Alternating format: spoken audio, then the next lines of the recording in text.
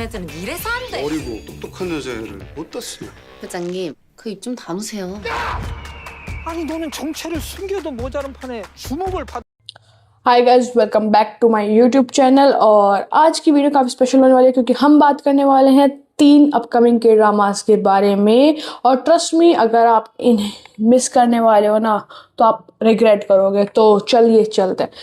इस वीडियो में हम बात करेंगे प्रॉपर डीप डाइव में, story without spoiler, cast performance, genre, pro और कॉन्स, और एंड में मेरा ऑनेस्ट रिव्यू।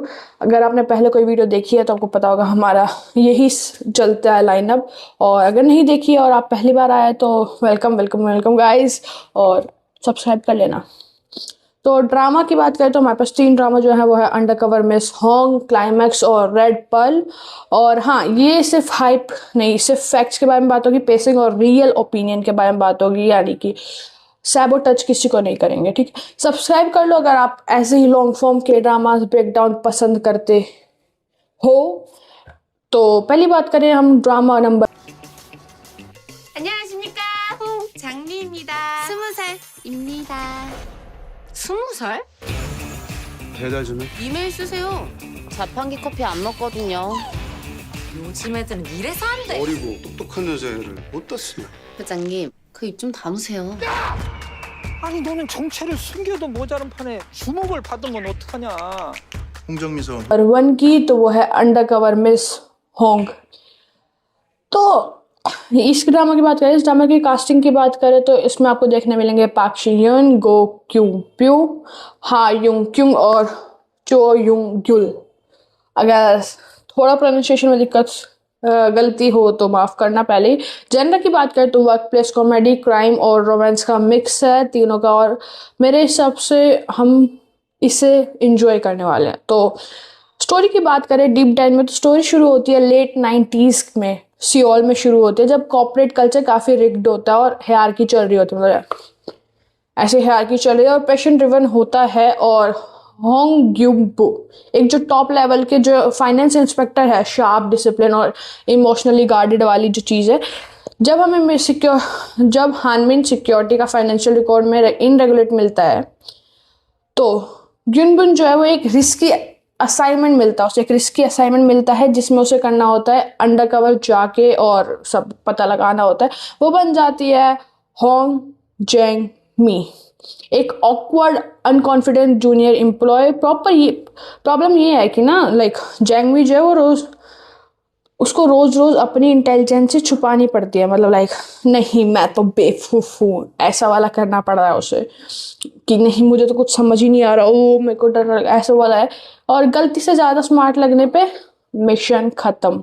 तो ऑफिस पॉलिटिक्स चलती है, क्रेडिट स्टीलिंग, फेवरेटिज्म, गॉसिप, और मेरे हिसाब से तो अभी भी चल रहा है, 90s की क्या बात कर रहा है। और ग्युंगबू जो है वो साइलेंटली सब ऑब्जर्व करती है, वो अपना मतलब मार्क कर रही होती है। सीईओ शेन जेवू का एंगल लव स्टोरी का एंगल बनता है और लेयर्ड बन जाता है। ठीक है, वो जैंग मी की पर्सनैलिटी जो सिंप्लिसिटी है, ऑनेस्टी से अट्रैक्ट होते हैं। बेसिकली रोमांस स्लो बर्न है, ऑकवर्ड मूवमेंट और हेजिटेशन मिलेगी आपको इमोशनल डिस्टेंस के साथ। पहले ट्रैक में करप्शन का वेब धीरे धीरे एक्सपेंड हो रहा है, शेल कंपनी, फेक अकाउंट और इंटरनल बिट्रे, जो कि मेरे हिसाब से हर कंपनी में चलता ही है। तो हर एपिसोड में ग्युगबू के लिए एक टाइट रोप वॉक मिलता है, जिसमें मतलब कि एक गलती सब खत्म, और मेरे हिसाब से यही हो रहा है आजकल भी। तो बात करी जाए चीज़ों की, मतलब कि थीम और उसके इम्पैक्ट की, तो ये ड्रामा सिर्फ फनी नहीं है। Like if you can't watch this drama just for the sake of funniness और कॉमेडी, नो, बिल्कुल नो। ये ड्रामा सिर्फ फनी नहीं है, ये बात करता है आइडेंटिकल सुप्रीमेसी का, वर्क प्लेस सेक्सिज्म का एंड पावर इम्बैलेंस के बारे में। और मेरे हिसाब से इसमें जो सबसे अच्छा काम करा है वो है पार्क शिंग यून ने। स्ट्रेंथ और वल्नरेबिलिटी दोनों एक साथ बैलेंस करी, मतलब उनकी सारी चीज़ें दिख रही थी, उन्होंने मतलब बहुत ड्रामा अच्छे से हैंडल करा। अगर बात की जाए प्रो की तो कंफर्ट ड्रामा, लाइट ह्यूमर और स्ट्रॉन्ग फीमेल लीडर, मतलब तुम क्या इमेजिन कर सकते हो पार्क शिंग ह्यून से। तो कौन की बात करें तो प्रिडिक्टेबल रोम कॉम बीट्स थी, जो मिड एपिसोड में थोड़ा स्लो लग सकता है तुम लोगों को। ठीक है, मतलब लग सकता है क्या है। तो फाइनल रेटिंग की बात करी जाए तो मेरे हिसाब से 7.5। I am sorry, I am really sorry but still. Second drama की बात करी जाए तो वो है क्लाइमैक्स, और ये टोन काफ़ी इंटेंस है, मतलब ये बिल्कुल अलग है। कास्ट में बात करें तो हा जी वुन, जू जी हुन, और नाना और ओ जिन से, और चा जुंग युंग। जेनर की बात करी जाए तो ये पॉलिटिकल सर्वाइवल थ्रिल और स्ट्रॉन्ग न्यू वाइब्स है, मतलब एकदम सीरियस टाइप में।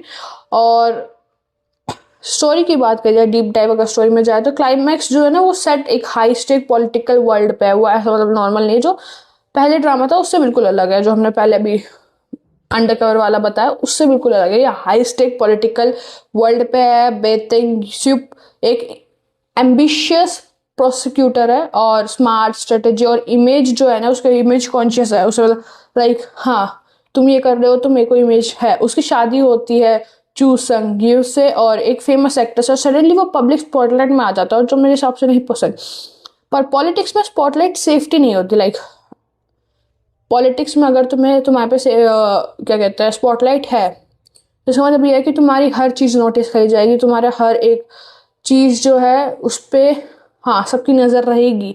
तो पॉलिटिक्स में ये चीज़ जो अच्छी नहीं है, हाँ मतलब कि उसमें सेलिब्रिटी लाइफ में तो बहुत अच्छी है, तुम चाहते हो कि हाँ मेरे को फेम स्पॉटलाइट सब चीज़ मिले, बट नहीं पॉलिटिक्स में नहीं चाहते तुम लोग। तो ये एक्सपोजर होता है उसके लिए, और हर कैरेक्टर अपना एजेंडा है, मतलब हर कैरेक्टर का अपना एजेंडा है। पावर यहाँ अर्न नहीं होती, यहाँ नेगोशिएट होती कि हाँ 50-50 कर लेते हैं।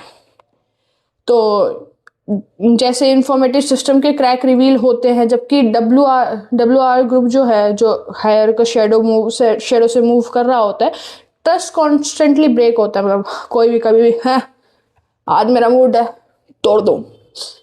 आज जो एलाई है वो कल एनिमी बन सकता है, और कल जो एनिमी है वो आज एलाई बन सकता है। ड्रामा का कोर और मॉरल एम्बिशियस यही है कि यहाँ कोई क्लियर हीरो नहीं है, सब ग्रे शेडो में चल रहे हैं, उनको सब ग्रे में चल रहा है।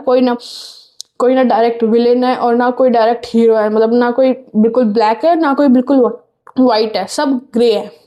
पर्सनल रिलेशनशिप भी यहाँ ट्रांजेक्शनल हो जाते हैं, मैरिज लॉयल्टी फ्रेंडशिप सब यहाँ पावर के नीचे क्रश हो जाती है। बाप बड़ा ना भैया, सबसे बड़ा रुपया वाला सीन है बस, ठीक है। स्लो बर्न है और हर डिसीजन वेट कैरी करता है। मतलब तुम क्या चाहते हो पॉलिटिक्स में कि तुम किसी को उड़ा दो और उसका कोई वेट भी ना हो, होगा ना यार, सिंपल सी बात। तो अगर प्रो कॉन की बात करी जाए तो इलाइट एक्टिंग है, लेयर्ड राइटिंग है और ग्रिप टेंशन है। मतलब मेरे को देखने में मज़ा आ रहा है, बट तुम्हारा पता नहीं। कॉन्स की बात करी जाए तो कॉम्प्लेक्स प्लॉट है, कैजुअल व्यूअर्स के लिए थोड़ा डिमांडिंग हो सकता है। अगर तुम्हें दिमाग ज़्यादा, तुम्हें अगर मतलब चिल फिल्म में देखना तो तुम मत देखो। अगर तुम्हें एकदम हाँ मुझे तो देखना है वो वाला है तो तुम देख सकते हो। फाइनल रेटिंग की बात करी जाए तो 8.5। और आते हैं हम last but not the least drama red pearl. इसकी बात करी जाए तो डार्क इमोशनल और रिवेंज ड्रिवन है। और कास्ट और जेनर की बात करी जाए तो कास्ट में पाक जी हिन, नाम संग जी और चॉय जे संग, और भी बहुत कास्ट है बट ये है। जेनर की बात करी जाए तो रिवेंज मिस्ट्री और इमोशनल ड्रामा है। और इसकी स्टोरी की बात करी जाए, डीप डाइव अगर हम स्टोरी में जाएं तो स्टोरी सेंटर करती है आइडेंटिटी और रिवेंज पे, ठीक है। पूरा मतलब किम दा ही जो है अपनी ट्विन सिस्टर की डेथ का बदला लेना चाहती है, उसकी आइडेंटिटी अडॉप्ट करती है। फिर एडल ग्रुप में कंपनी नहीं, ये पावर सीक्रेट एक्सपर्ट का सिस्टम है, ऐसा करके दाही का रिवेंज लाउड नहीं है बट वो बहुत कैलकुलेशन से चलती है कि साइलेंट और पेशेंट, मतलब उसे कोई दिक्कत नहीं कि थोड़ा 5 मिनट ज़्यादा लग जाएंगे तो कुछ नहीं होगा, वो वाला चीज़ है। तो वो दाही जो रिवेंज लेती है वो लाउड नहीं होता। और में है बैक जिनजू जिसने सब कुछ अपना लूज किया होता है और वो फिर खुद से रिबिल्ड करे। दोनों वुमेन्स का पाथ जो है वो बिल्कुल अलग है, पर जो एनिमी है उनका वो सेम है। तो ड्रामा एक्सप्लोर करता है रिवेंज के इमोशनली कोस्ट पे, गिल्ट, आइसोलेशन और लूज पे। सबका अपना अपना दुख है भाई। मिस्ट्री होती है वो रिवील होती है, व्यूअर्स को एंगेज करके रखता है। मतलब लाइक तुम्हें हर एपिसोड के बाद क्लिफ हैंगर मिल सकता है। प्रो की बात करें, प्रोस और कॉन्स की बात करें तो strong female lead, emotional weight और सस्पेंस है। कॉन्स की बात करें तो टोन काफ़ी हैवी है, मतलब लाइट मूड वॉच नहीं, लाइट मूड वॉच के लिए बिल्कुल नहीं है। तो फाइनल मेरी रेटिंग की बात करी जाए जो कि रेड पर्ल के लिए होगी वो होगी 8। तो फाइनल अगर अब बताया जाए तो हमने, अगर तुम्हें देखना है अंडरकवर में सॉन्ग तो तुम देख सकते हो। कंफर्टेबल वर्क प्लेस ड्रामा है, तुम आराम से चिल पिल करके देख सकते हो। अगर तुम्हें क्लाइमेक्स देखना है तो इंटेंस पॉलिटिकल थ्रिल है। रेड पर्ल के लिए रिवेंज ड्रिवन है, मिस्ट्री है। तो आप कौन सा ड्रामा पहले ये देखोगे ये बताओ और कमेंट में बताना जरूर, ठीक है। लाइक कमेंट सब्सक्राइब करना मत भूलना। नेक्स्ट डीप डाइव के साथ मिलते हैं अगले संडे। C you.